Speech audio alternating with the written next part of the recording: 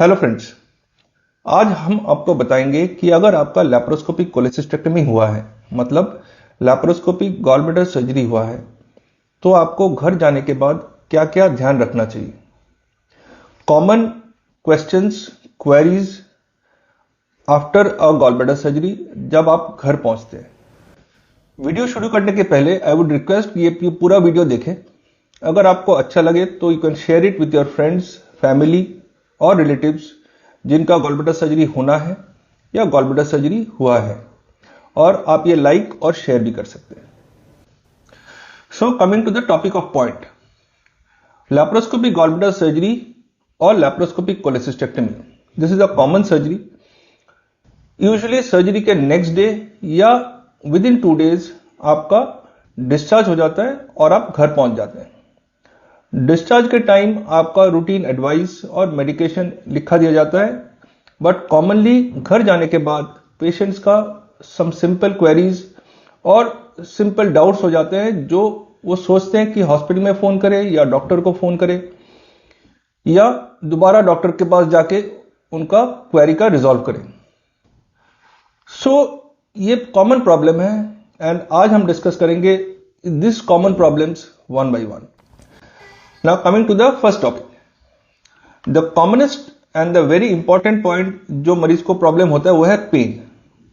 After any surgery, कोई भी surgery के बाद आपका पेन एक्सपेक्टेड है।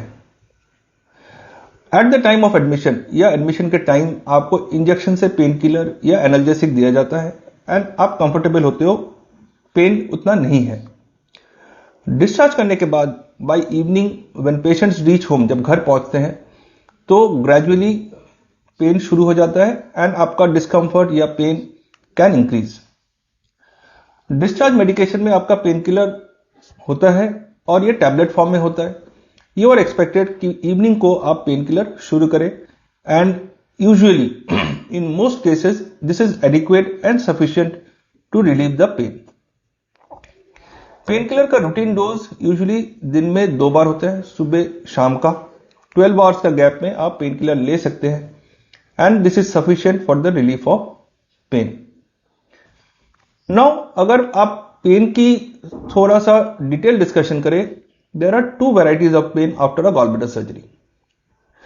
Number 1 pain is abdominal pain and number 2 pain is shoulder pen.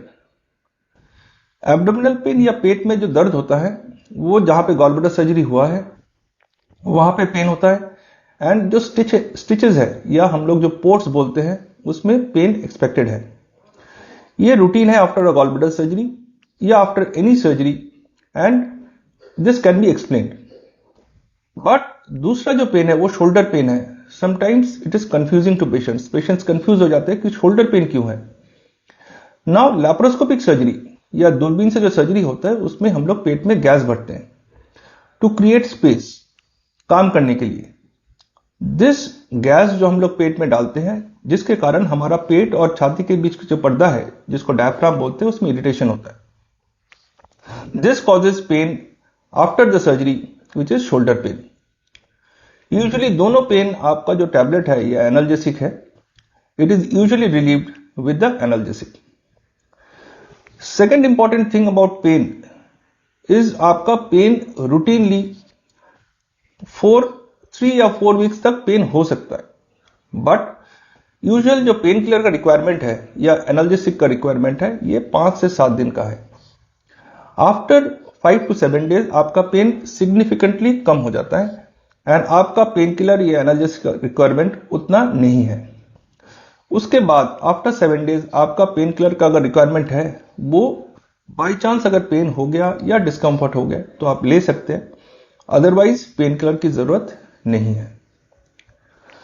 Third thing about pain is आपको समझना पड़ेगा over a period of time gradually pain कम होता जाता है। It is a decreasing trend and अगर आपका pain by chance after 4-5 days बढ़ जाता है, देन इट इज इंपॉर्टेंट कि आप अपने डॉक्टर को कंसल्ट करें और एक बार डॉक्टर का ओपिनियन ले लें। नेक्स्ट कॉमन प्रॉब्लम है सोर थ्रोट या आपका थ्रोट में डिस्कम्फर्ट, पेन, इरिटेशन। ये कॉमन है after a gall bladder surgery इसमें जो बेहोशी में ट्यूब डालते हैं बेहोशी करने के लिए या दवाई देने के लिए, उसमें आपका गले में एक ट्यूब डालते हैं जो जनरल एनेस्थेसिया होता है या पूरा बेहोशी होता है।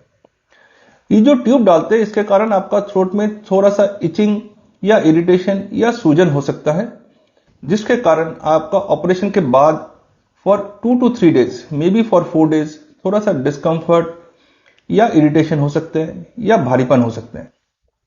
कॉमनली हम लोग इसके लिए स्टीम इनहेलेशन के लिए बोलते हैं, या आप लॉजेंजेस ले सकते हैं जैसे स्ट्रेप्सिल्स, विक्स ले सकते हैं, एंड कॉमनली इसी से रिलीफ हो जाता है। इसमें आपका ज्यादा घबराने की जरूरत नहीं है, आप मेडिसिन ले लें या स्टीम इनहेलेशन कर ले, इससे आपका रिलीफ हो जाएगा। You can take some warm water also, तो इसमें कॉमनली रिलीफ हो जाता है। नेक्स्ट पॉइंट है इचिंग और रेडनेस। कॉमनली जो स्टिच लाइन होता है, ये जो पोर्ट्स होते हैं, जो कट्स होते हैं, छोटे छोटे कट्स होते हैं, उसमें आपका इचिंग हो सकता है, थोड़ा सा रेडनेस हो सकता है या थोड़ा सा डिस्कंफर्ट हो सकता है। अगर माइल्ड रेडनेस है, थोड़ा सा मिनिमल रेडनेस है या थोड़ा इचिंग है, दिस इज नॉर्मल। कोई भी जख्म भरने के प्रोसेस में उसका थोड़ा इरिटेशन या इचिंग हो सकते हैं। इसमें आप ऑइंटमेंट लगा सकते हैं या छोटा सा ड्रेसिंग कर सकते हैं। नॉर्मल एंटीबायोटिक्स दिया जाता है ओवर 5 to 7 डेज। ये discomfort over a period of time settle हो जाता है। समटाइम्स ये इचिंग या इरिटेशन का दूसरा कारण भी हो सकता है, जैसे जो ड्रेसिंग करते हैं, ये जो माइक्रोपोल लगाते हैं, बैंडेड लगाते हैं, इससे किसी किसी पेशेंट्स में रैशेस हो सकते हैं या रिएक्शन हो सकते हैं या एलर्जिक रिएक्शन हो सकते हैं। दिस में कॉज इचिंग या redness at the port site. जो पोर्ट साइट है, ड्रेसिंग के कारण एलर्जिक रिएक्शन हो सकता है। आपका अगर बहुत डिस्कंफर्ट है, you can take the consultation of your surgeon, वो ड्रेसिंग चेंज कर देंगे एंड ये इरिटेशन या डिस्कंफर्ट कम हो जाएगा। Now the most important and the commonest question जो पेशेंट्स पूछते हैं कि डेली एक्टिविटी कब शुरू कर सकते हैं। नाउ इसका कोई सिंपल या स्ट्रेट फॉरवर्ड आंसर नहीं है। This varies from patient to patient.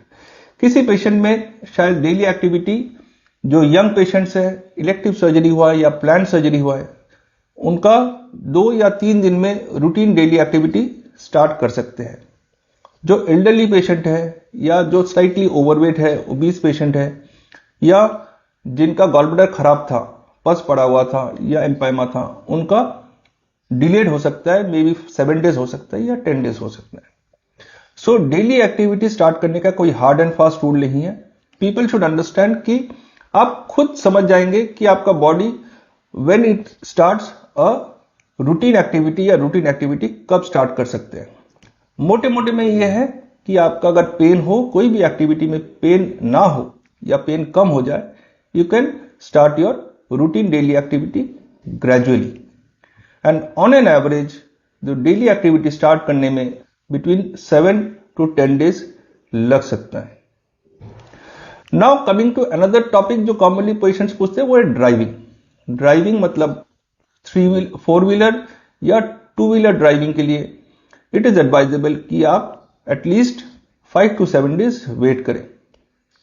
Problem यह होता है कि आप डिहाइड्रेटेड होते हैं, हो सकता है, या आपका डाइट पूरा नहीं है, सो आपको थोड़ा बहुत गिडनेस या प्रॉब्लम हो सकते हैं ड्राइविंग के टाइम। तो it is because of safety reason आप ड्राइविंग कुछ दिन के लिए, may be for 3 to 5 days आप ड्राइविंग अवॉइड कर ले। जैसे ही आप कंफर्टेबल हो जाए या डेली एक्टिविटी शुरू कर ले, उसके बाद you can start driving. Next coming to strenuous activities. By strenuous activities मतलब कोई भी अगर जिम करना चाहते हैं या स्पोर्ट्स एक्टिविटी करना चाहते हैं, योगा करना चाहते हैं, तो स्ट्रेनुअस एक्टिविटी कब स्टार्ट करें। नाउ स्ट्रेनुअस एक्टिविटी करने के पहले ये समझना बहुत इंपॉर्टेंट है कि कोई भी जख्म भरने में it takes on an average of 3 may be 4 weeks, sometimes it may be around 6 weeks.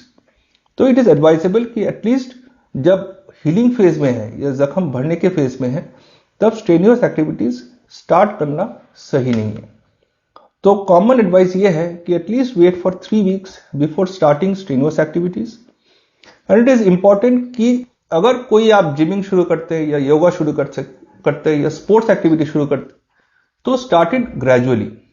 And जैसे ही लाइटर एक्टिविटी में आप कंफर्टेबल हो जाए, gradually increase it over a period of time. कि आप अगर कोई बहुत स्ट्रीनुअस एक्टिविटी करना चाहते हैं या लॉन्गर ड्यूरेशन स्ट्रीनुअस एक्टिविटी करना चाहते हैं, वो ग्रेजुअल इंक्रीज करना चाहिए और ये शॉर्ट पीरियड में इंक्रीज नहीं करना चाहिए। और जैसे ही कंफर्टेबल हो जाए, you can increase it over may be 5 और 6 वीक्स। नेक्स्ट इंपॉर्टेंट सवाल है, नहा कब सकते हैं? That is also common query. Now laparoscopic surgery जो होता है, ये छोटे छोटे स्टिचेस या छोटे छोटे होल्स के थ्रू होते हैं, जैसे 5 मिलीमीटर या 10 मिलीमीटर होल्स। स्टिचेस जो होते हैं ये कॉमनली घुलने वाले होते हैं, मतलब डिसॉल्वेबल टाके होते हैं, जो बाद में निकालने की जरूरत नहीं होता है। जो ड्रेसिंग इसमें करते हैं, यूजुअली ये कवर ड्रेसिंग होता है जो वाटरप्रूफ होता है, या कॉमनली हम लोग बैंडेड लगा देते हैं, जिस इज सिंपल हैंसाप्लास्ट, जो आपका शॉप में मिल जाते हैं। देयरफॉर इसमें आपको नहाने का कोई प्रॉब्लम नहीं होता है। यूजुअली पेशेंट्स सेकेंड डे या थर्ड डे से नहा सकते हैं। प्रॉब्लम या कंफ्यूजन तब होता है जब नहाने के बाद मान ले कि ड्रेसिंग निकल गया या बैंडेड उतर गया, तो पेशेंट्स डर जाते हैं कि स्टिच एक्सपोज हो गया या स्टिचेस आपका खुल गया, बाहर आ गया। इसमें सिंपली ये करना है, clean it with a dry towel. Wet नहीं रखना है, जो जख्म है उसको वेट नहीं रखना है, क्लीन करना है। एंड इसमें आप सिंपल हैंसाप्लास्ट या बैंडेड लगा सकते हैं, उसमें कवर हो जाता है। एंड आप जैसे रूटीनली आपको डॉक्टर को दिखाते हैं, you can come back and check with the doctor after आपका रूटीन विजिट के टाइम। नाउ खाना कब खा सकते हैं? That is another common question. इसमें इंपॉर्टेंट ये है कि आपका जब डाइजेस्टिव सिस्टम जो गॉलब्लैडर सर्जरी के बाद थोड़ा सा एडजस्ट करना पड़ता है, क्योंकि जो बाइल स्टोरेज है वो खत्म हो गया है। जो लिवर में बाइल बनता है वो डायरेक्टली आपका इंटेस्टाइन में आ जाता है। ऑल्सो सर्जरी के बाद आपको रूटीनली एंटीबायोटिक्स देते हैं, पेन किलर या एनाल्जेसिक्स देते हैं। तो for a short period of time आपका खाने में थोड़ा सा एडजस्ट करना पड़ता है कि आपका डाइट थोड़ा सा लाइट हो, हेवी डाइट नहीं लेना है। For a short period of time, for 2 to 3 days आपको थोड़ा ब्लैंड डाइट लेना है, मतलब सॉफ्ट डाइट लेना है। आफ्टर 5 days, मतलब 4 से 5 दिन बाद आप रूटीन घर में जो खाना बनता है, जो यूजुअली थोड़ा सा नॉन ऑयली या लेस स्पाइसी होता है, you can start home cooked food जो घर में बनते हैं, वो आप 4 से 5 दिन बाद शुरू कर सकते हैं। इंपॉर्टेंट ये है कि आपका जो नॉर्मल डाइट है, जो नॉर्मल अमाउंट है, वो एक साथ में नहीं लेना है। स्मॉल क्वांटिटी करके फ्रीक्वेंटली आप ले सकते हो एंड ग्रेजुअली बॉडी एडजस्ट कर लेता है विद इन अराउंड 10 days या विद इन 2 weeks। बाहर का खाना या oily spicy food, it is better कि आप अवॉइड कर ले फॉर अराउंड 2 to 3 weeks। बाहर का खाना अवॉइड कर लेना चाहिए कि बॉडी इसका एडजस्ट कर ले to the removal of the gall bladder. Another important thing is, खाने के साथ आपका हाइड्रेशन मेंटेन करना बहुत इंपॉर्टेंट है। Intake of liquids, at least 2.5 to 3 liters of liquids including water is very important, कि आप हाइड्रेशन मेंटेन करें, which is very important for the recovery. Lastly, क्या क्या चीज आपको ध्यान रखना चाहिए या प्रिकॉशन रखना चाहिए जिसमें आपको डॉक्टर को वापस कंसल्ट करना है एज एन इमरजेंसी? उसमें 3 या 4 इंपॉर्टेंट चीज है। नंबर 1 है इंक्रीजिंग पेन। जैसे मैंने आपको बताया कि पेन का डिक्रीजिंग इंटेंसिटी होना चाहिए over a period of time. It should decrease after 5 to 7 days के बाद पेन का डिक्रीजिंग ट्रेंड होना चाहिए। इस बीच में अगर पेन बढ़ गया, 2 से 3 दिन 4 दिन आपका पेन बढ़ रहा है, कम नहीं हो रहा है, then you must consult your doctor. Number 3 है हाई ग्रेड फीवर। अगर ज्यादा फीवर आ रहा है, 100 के ऊपर 101, 102 फीवर है, definitely you should consult the doctor.